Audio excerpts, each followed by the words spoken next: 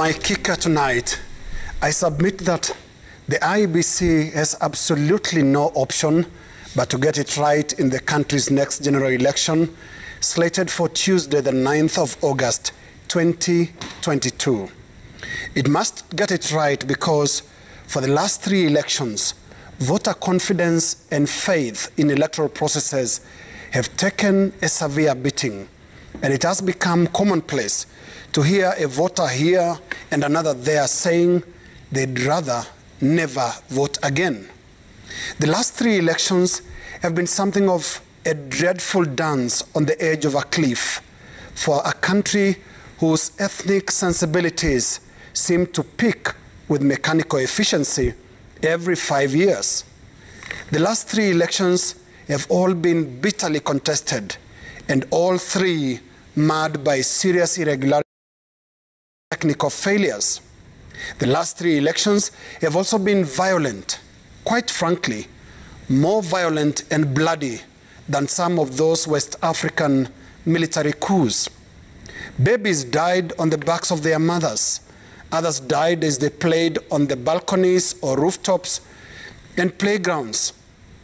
An IEBC official, the manager in charge of the crucial electronic transmission of results, was strangled and his body dumped in the bush, alongside that of a woman whose only fault was to be in the company of that election official on the night. In 2007, 2013, and 2017, many lives were lost, the majority of them to bullets from trigger-happy security personnel.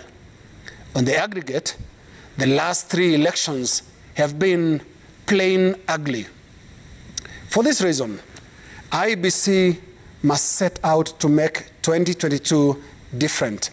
And to do that, the IEBC must start with the admission that its own past is ugly, and a change of ways within the IEBC itself is essential. Between 2013 and tonight, top officials of the IEBC have struggled with their own credibility. The stain and stench of the chicken bribery scam that saw 2 officials of the Smith and Osman Limited, a company based in the United Kingdom, jailed for bribing IEBC officials, remains fresh on the fabric of this IEBC. Between 2013 and tonight, IEBC officials have evidently struggled to be politically impartial. Kenyans got used to bullfights between IEBC chairmen on one hand and chief executive officers, CEOs, on the other. Former chairman Isaac Hassan was constantly at loggerheads with his CEO James Oswago, while current chairman Wafula Chebukati regularly clashed with ousted CEO Ezra Chiloba. We also witnessed a sharp divide among commissioners along ethnic lines and political affiliations. So ugly did it get in 2017 that one commissioner, fearing for her life, actually had to flee the country.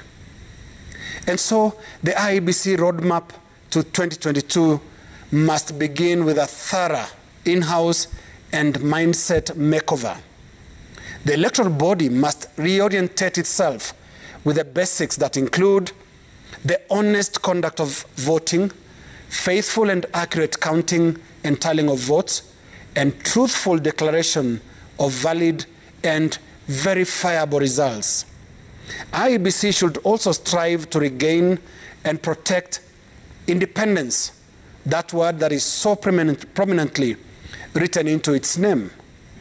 In the last 2 elections, IEBC appeared to struggle for air as it operated virtually from under the wings of the executive arm of government. That has to change if 2022 is going to be different from the last 3 elections. And having observed the last 5 elections, I have also come to the realization that it also takes courage and personal integrity to conduct free and fair elections. Will IEBC have in 2022 what it lacked in previous elections? I suggest IEBC doesn't have much of an option. That is my kicker.